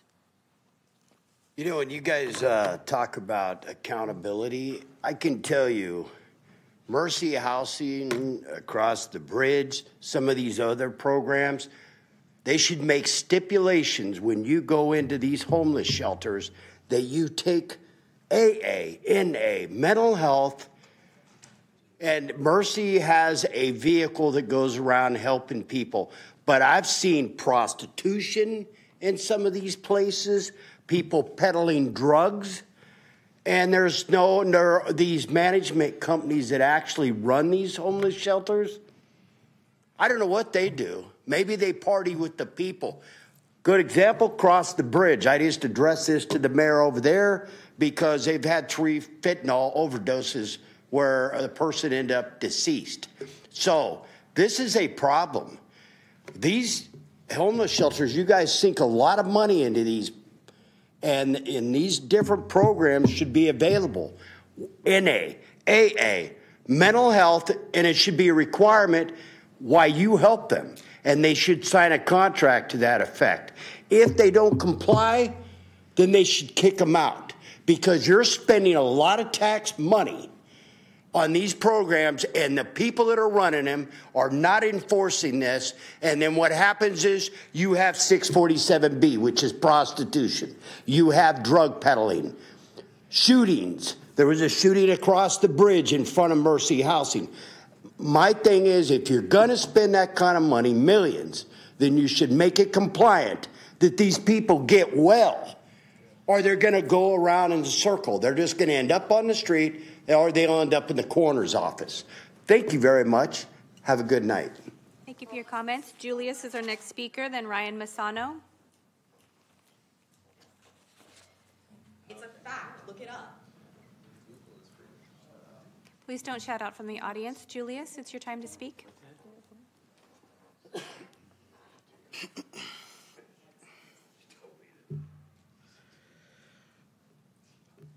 My biggest issue, which I understand that we have a lot of bigger issues that is concerning to a lot of people, but my biggest issue is our right to free speech tends to get interrupted every time myself or anybody that, speaks out on things that you guys disagree with. And I don't understand how grown men and women like yourselves, like Mayor Steinberg right now, not paying attention to what I'm saying because he got better things to do, which is interesting because he's the mayor of Sacramento, but he doesn't pay attention to me. And he talks about this whole racial equity and things like that. But look at him walking out on the black guy. How is he not racist about it? Like, think about that. I'm speaking to him and all you guys, and he walks out like a coward. So I don't understand why what we say doesn't matter to you guys. You guys work for us. We don't work for you. So if it's me or a leftist, right, doesn't matter. We all have a right to free speech, and all you guys do is not pay attention to us because we say things you disagree with. Who cares? Just listen to us. Have a conversation. We actually had common ground with you, Katie, earlier about the whole rape kit, things like that. What you said, I actually agree with. And I was like, because what he was saying about things not being reported, and you mentioned the same thing, I was like, we agree on something.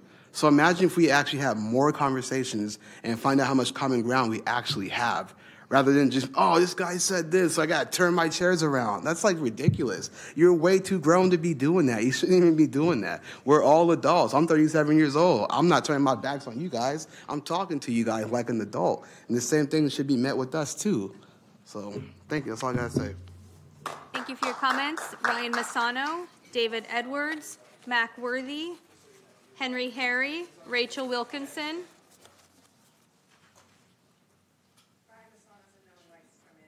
Please don't shout out from the audience.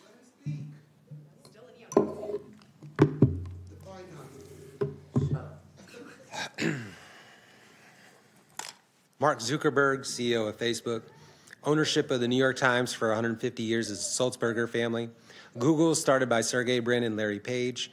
Wikipedia started by Larry Sanger and Jimmy Wales. The past CEO of YouTube, Susan Wojcicki. Larry Ellison, CEO of Oracle. Steve Ballmer at Microsoft. Adolph Zucker, who started Paramount Pictures. Carl Laemmle, who started Universal Pictures. William Fox, who started Fox Films Corporation. Samuel Goldwyn, who was a founder of Hollywood. Harry Cohn, who started Columbia Pictures. Harry Warner, who started Warner Brothers. Louis B. Mayer, who started Metro-Goldwyn-Mayer. Steven Spielberg, a famous director. Harvey Weinstein of Miramax Films. Haim Saban of Saban Entertainment. J.J. Abrams, a writer and director. Adam Sandler, Bob Dylan, Barbara Streisand, the list goes on and on. There's a book called An Empire of Their Own, How the Jews Invented Hollywood. So, and why do you allow this? Why do you allow that? Why is she not kicked out, or he? I don't know what it is. Why is that not happening? Please continue.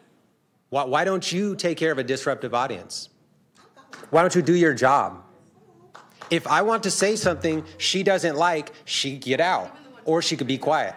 Why do you not deal with the disruptive audience? That's your job. Point of order. Sean actually swore an oath to uphold the Constitution. Oh, point of order. There's not no point of order. Point of order. He should Please be. state your point. Yeah, point of order. He should be speaking the entire council and not directing it to one council member. Thank you. Masana, please direct your comments to the council as a whole. Thank you. Okay, no, I will speak to any individual member. Mai Vang, please don't interrupt me. You can speak when I'm done if you have something to say. Okay. So the television and movies are controlled by Jews for the entire history of these communication mediums, just like the big newspapers, controlled by Jews for at least the last century. And they will holler and scream you are an anti-Semite if you start pointing out their disproportional control of information. Can you please quiet down the audience? I'm not leaving here until I finish my speech. No, I'm not leaving. Thank you for your comments. Your time is complete. I do want to remind members of the audience, our next speaker is David Edwards, then Mac Worthy, then Henry Harry. I do want to remind members of the audience, please do not disrupt the orderly conduct of the proceedings by continuing to speak out from the audience. You are now in violation of Chapter 5 of the City Council Rules of Procedure, and if you continue, will be ordered to leave the meeting. Do you understand this warning? Mr. Matano, your time is complete. Your time is complete. Please take your seat. Please take your seat. You have exceeded your speaking time. Please stop speaking and take your seat. Thank you for your comments. Your time is complete. Please take your seat. Ryan Massano, you've been ordered. You've given fair warning and elected to continue to disrupt this meeting. You are now ordered to leave this meeting.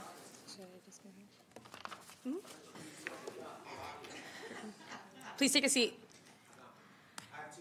Members of the public have continued to engage in conduct that disturbs the orderly conduct of the meeting and are in violation of Council Rules of Procedure, Chapter 5. Therefore, this meeting is adjourned, 7:07 p.m.